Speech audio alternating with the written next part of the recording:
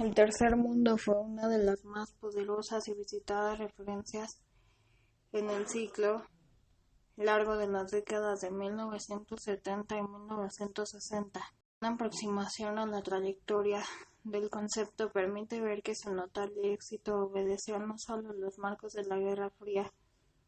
en los que emerge, sino a una historia policéntrica anterior, que se inicia en la primera posguerra y que incluye ya entonces a América Latina.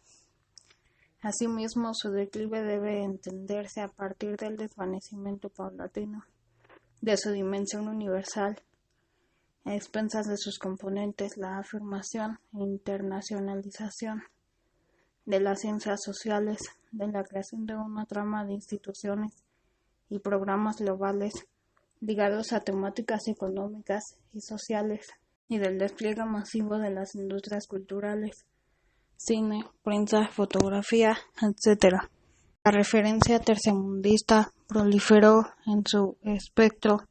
de iniciativas que buscan visualizar y discutir las fracturas sociales mundiales. De otro lado, más allá de esos usos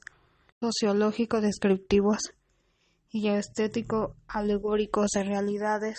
de miseria, de injusta socialización, además de la injusticia social, el Tercer Mundo fue un formidable acervo de imágenes y narrativas vinculadas a posibles redenciones futuras. El Tercer Mundo fue a menudo, sobre todo en 1965 y 1975, un modo de nombrar la revolución, o lo que es lo mismo, a los últimos usos políticos. Pocos términos al pronunciarse hablaban tanto del futuro. El mundo ignorado, explotado, despreciado, como el tercer estado, quiere también llegar a hacer algo. Posteriormente, la afirmación de los enfoques, favoreciendo un espacio de conexión de las ciencias sociales con los empleos dedicadamente políticos, la noción por parte de intelectuales, líderes de estados y la opinión pública general, que sintonizaban cuando no expresaban directamente el clima revolucionario de las décadas de 1960 y 1970. A comienzos de 1966, la realización de la Conferencia Tricontinental de La Habana, con asistencia de un gran número de delegados, no haría sino profundizar ese rumbo. Un año después, Ernesto Che Guevara lanzaba su mensaje a la Tricontinental, en el que hacía su famoso llamado a la creación del mundo. Fue traducida a una mirada de las lenguas y espacios geográficos de todos los continentes, condensando una batería de imágenes tanto sobre la miseria en la que se hallaban sumergidos los condenados de la tierra, como sobre la larga y apariencia intelectual marcha revolucionaria que emprendían en pos de su redención social y política, de procedencias diversas y amplio impacto en la prensa. El clásico ensayo en que presenta las categorías de espacio de experiencia y horizonte de expectativa del concepto de tercer mundo y relativizando las anteriores afirmaciones de Coulthard, se me interesa postular que su centellante presencia en la segunda mitad del siglo XX obedece sobre todo en sus usos políticos tanto a las resplandecientes promesas de futuro que cargaba consigo como a los también poderosos sedimentos de pasado que la alimentaban. La historia conceptual del Tercer Mundo debe comenzar a contarse desde 1952. Por el contrario, creo que su extraordinario éxito a partir de esa fecha se explica al menos en parte por un amplio conjunto de procesos sociales, políticos, conceptuales previos a aquellos que Eric Hobsbawm llamó la era del imperio, la etapa que se despliega entre 1870 y 1914 se encontró relativamente pronto frente a sus propios límites. La guerra del 14 desembosado sobrevino una reacción que el historiador Michel Hadas condensó bajo la figura de un asalto a la ideología de la misión civilizatoria. La guerra dio rotundo asidero a esa disociación al tomar evidencia que los adelantos científicos y tecnológicos en los que los países imperialistas habían respaldado su superioridad había conducido a una hecatombe material y moral sin precedentes. Ese proceso, sostiene Hadas, tuvo como efecto el primer intercambio genuinamente global entre pensadores de las Américas, Europa, África y Asia. Ya en 1919, mientras el presidente norteamericano Woodrow Wilson, desde el Teatro Global, que eran las negociaciones de paz que se daban cita en Versalles, consagra el principio de autodeterminación nacional, simultáneamente estallan rebeliones anticoloniales en países como China, Egipto, Corea o la India, bajo el liderazgo de Gandhi. Ese conjunto de procesos trajo aparejada la creencia abonada desde distintos puntos del globo, que se asistía a un despertar de Oriente desde América Latina. La visualización de este fenómeno impulsó un quiebre en las representaciones culturales que resultaría decisivo para el desarrollo futuro en la región de discursos sobre el tercer mundo, favorecida por la expansión en los años 1920 de un imaginario antiimperialista. Comienza a ser frecuentada por la empresa por una zona de espacio intelectual, la posibilidad de pensar un nosotros común que ayudaría al continente con las luchas anticoloniales emprendidas por movimientos de países asiáticos y africanos. Este tipo de fenómenos pudo refrendarse en el periodo de entreguerras en la convivencia y los nexos establecidos en algunas ciudades del mundo, ejemplarmente París, por jóvenes estudiantes e intelectuales de América Latina, Asia y África, o de modo más directo que encuentros como el Congreso Antiimperialista de Bruselas en 1927, señalado a menudo como un antecedente directo de Bangut, por ejemplo por Prajda, quien le dedica el primer capítulo de su libro, que a diferencia del conclave de 1955 contó con la asistencia de figuras no solo afroasiáticas sino también latinoamericanas. Fue en definitiva en esos años de circulación internacional de luchas y de dilatación de los prismas antiimperialistas cuando, al decir de Hobsbawm, se afirma el lenguaje de la liberación nacional con posterioridad medular en las vertientes tercermundistas. La noción del tercer mundo aún no había nacido, pero habían establecido ya lazos intelectuales, políticos y diplomáticos, así como una cierta sensibilidad en la opinión pública que reflejaba simpatías tricontinentales. Un poco después, aún bélica, también defensor de una estricta neutralidad en la guerra en Argentina, fue el influyente movimiento de fuerza de orientación radical de la joven Argentina, antecedente directo de la doctrina de la tercera posición desarrollada por el peronismo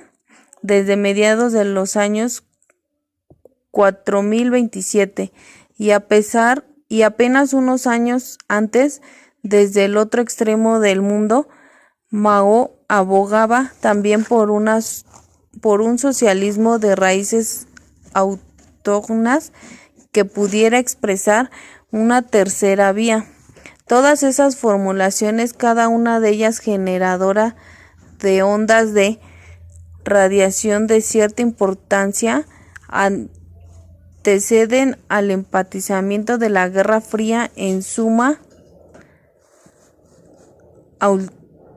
anunciarles en 1952 desde París y ya no desde sitios periféricos como Montevideo, Buenos Aires o Beijing. El tercer mundo captura un amplio conjunto de estrados de significativos previos, desde fragmentos de narrativas de opresión asociados a los experienciales coloniales hasta el conjunto de analizar reales e imaginarias que a partir de comienzos del siglo XX se había ido afirmando en la denuncia y el combate de las distintas expresiones del fenómeno imperialista. Oficialmente se dice que el concepto de tercer mundo nació entre la década de los 60s y 70s, cuando el economista Alfred Dowey comenzaba a hablar sobre él. Pero él lo usaba como un concepto referido al desarrollo de las distintas regiones del planeta tras la segunda posguerra. A su vez, también en la industria cultural se comenzaba a hacer muchas referencias al tercer mundo, a manera de iniciativas que nos ayudarían a ver las fracturas sociales del mundo. Más allá de eso, el tercer mundo era un acervo vinculado a posibles redenciones futuras. En el libro The Darker Nations, A People's History of the Third World de Vijay Prashad, afirma que el tercer mundo no es un espacio geográfico delimitado, sino que más bien es un proyecto que estaba lleno de un horizonte de expectativa, tanto que entre 1965 y 1975 era un modo de nombrar a la revolución. Al igual, en estos años estaba sucediendo la Guerra Fría, pero no fue entre las décadas de los 60s y 70s cuando realmente surgió el tercer mundo. Para hablar de su origen, debemos remontarnos a inicios del siglo XX y el quiebre civilizatorio que tuvo lugar en la Primera Guerra Mundial. Entonces, como podemos ver, su origen, el concepto de tercer mundo, es uno lleno de expectativa de futuro, así como anclado con sedimentos del pasado. Así que cuando nació este concepto en 1952, surgió de una cadena de sucesos sociales y político-conceptuales como la descolonización, la Guerra Fría, y la emergencia de una era de comercio dominada por Estados Unidos. Este concepto solo puede ser comprensible dentro del horizonte que se abre con la Revolución Rusa en 1917, y a su vez su vector principal son los movimientos de liberación social ligada desde la segunda posguerra al desarrollismo como política asociada a la descolonización. Su auge se debió al desequilibrio entre ambos polos tras tantos movimientos sociales, y su caída se debió al desvanecimiento de su capacidad performativa global y a la estabilización de sus componentes particularistas.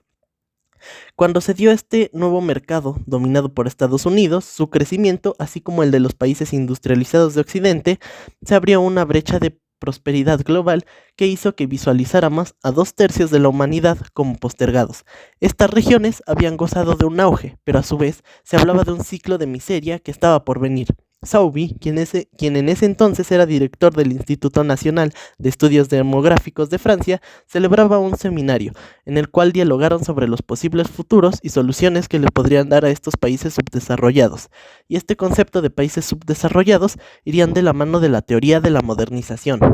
En Uruguay surge la corriente intelectual que se hace conocida con el nombre de tercerismo, que se ubica a distancia de ambos polos y que defiende una postura neutralista en la conflagración de Bélgica. También defensor de una estricta neutralidad en la guerra argentina. Fue el influyente del movimiento de fuerza de orientación radical de la joven Argentina, Forja, antecedente directo de la doctrina de la tercera posición del desarrollo llamada el peodorismo, desde mediados de los años 40. Apenas unos años antes, desde otro extremo del mundo, Mao abogaba también un socialismo de raíces autóctonas que se pudiera expresar en una tercera vía. Todas esas formulaciones, cada una de ellas generadoras de ondas de irradiación de cierta importancia, anteceden al emplazamiento de la Guerra Fría. en suma al anunciarse en 1952 desde París, y ya no desde sitios periféricos como Montevideo, Buenos Aires o Medellín. El tercer mundo capturaba un amplio conjunto de estratos de significación previos, desde fragmentos de narrativa, de opresión asociados a la experiencia coloniales hasta el conjunto de alianzas reales e imaginarias, que a partir de comienzos del siglo XX se ha ido afirmando en la denuncia, en combate de distintas expresiones del fenómeno imperialista, así con el concepto enunciado por Sauby, que reconocía en el seno de la multidiversidad, así como el concepto enunciado por Sauby, el imaginario imperialista, la idea de un despertar del Oriente, el principio de la autodeterminación nacional, la propia fuerza propulsora del nacionalismo revolucionario, etc., emergía a carga poderosamente tanto del pasado como del futuro, y sin dudas extraería de esa doble inscripción temporal de su notable fuerza. Desde sus primeras insinuaciones al tercer mundo se vio atravesado por cierta tensión que anunciaba una introducción de este ensayo. Durante un periodo, en su fase de apogeo, ambos polos parecieron coexistir en armonía y hasta cierta medida retroalimentarse virtuosamente. El eclipse del ciclo revolucionario mundial, que lo había tenido como uno de sus conceptos claves, y el privilegio de las perspectivas nacionalistas de países que se habían ubicado en su interior, el tercer mundo comenzó a perder rápidamente gravitación. A juicio de Roland, las corrientes espiritualistas provenientes de Oriente y sobre todo del país peninsular estaban destinadas a alimentar decisivamente la nueva ética idealista que debía imponerse para regenerar el planeta. Esta tensión nacional global que soportaría la noción se evidenció muy tempranamente, ya en los años 1920, y se puede ver ilustrado por un carácter contradictorio, y tendría el nombre del dilema de Roland. Los procesos de descolonización y los movimientos de liberación nacional, asociados al ciclo tercermundista, se vieron impulsados por la vertiente soberanista desarrollista. Esta los propulsaba a desplegar narrativas y formas de construcción política, que a su vez depositaron sus principales energías en el fortalecimiento de Estados-nación, tanto independientes como particulares. Debilitadas las conexiones y solidaridades transnacionales que enlazaban al tercer mundo, las relaciones internacionales de muchas naciones asiáticas y africanas se enfriaron. Esto provocó que algunas de ellas se vieran involucradas en contiendas bélicas que las enfrentaron entre sí.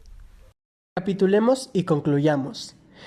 Hemos argumentado que, a diferencia de las visiones que reconstruyen la historia del concepto del tercer mundo desde su emergencia en 1952, como efecto directo del escenario modelado por la Guerra Fría, una perspectiva que se proponga explicar su marcha victoriosa y profilerante debe reparar en una serie de procesos políticos y conceptuales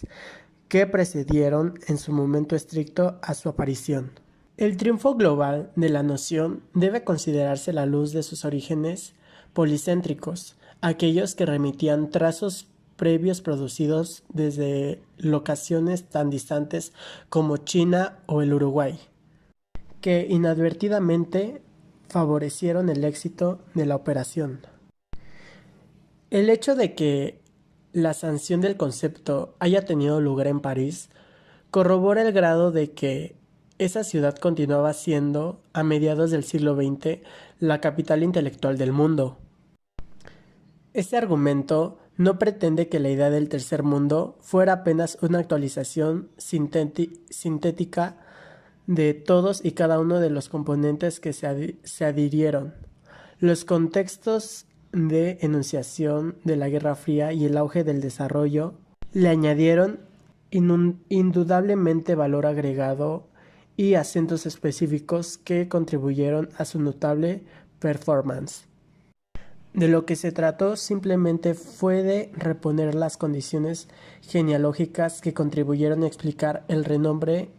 que alcanzó el concepto y de apuntar a ampliar la mirada hacia momentos previos y geografías distantes que colaboraron también en su instalación a escala global. Al ignorar la multiplicidad de escenarios que rebasaban esquemas macrorregionales simplistas y que incluían profundas divergencias dentro de naciones o incluso de las ciudades, mejor llamado como el conocido fenómeno de zonas o claves primermundistas o en el tercer mundo y viceversa. Finalmente, el desplazamiento y la dislocación del modelo de los tres mundos que trajo consigo desde la década de los 90 el discurso de la globalización, una problemática distintiva que conllevó nuevos debates económicos, geopolíticos y culturales sobre lo uno y lo múltiple, sobre procesos de homogeneización y heterogeneidades, sobre el mundo y sus equilibrios de poder. Pero estas facetas se vinculan sobre todo al ámbito de las ciencias sociales, en sus prolongaciones en la opinión pública. Digamos que para finalizar, ese conjunto de procesos reveladores de su declinación, las alusiones al tercer mundo no desaparecieron en las últimas décadas, no lo hicieron tampoco luego de la crisis del Segundo Mundo comunista posterior a 1989, ya que confirma la relativa autonomía del concepto de los esquemas de la Guerra Fría. El tema reciente de la respuesta tenuemente justificatoria de célebres atentados del terrorismo islámico sobre símbolos de Occidente, como el que ocurrió en las Torres Gemelas en New York, son expresiones de una porción de opinión pública que muestran desfondamiento a los imaginarios tercermundistas, que muy lejos ya han de articular un proyecto de rendición social planetaria, y emergen de un modo reactivo como una herencia apenas residual.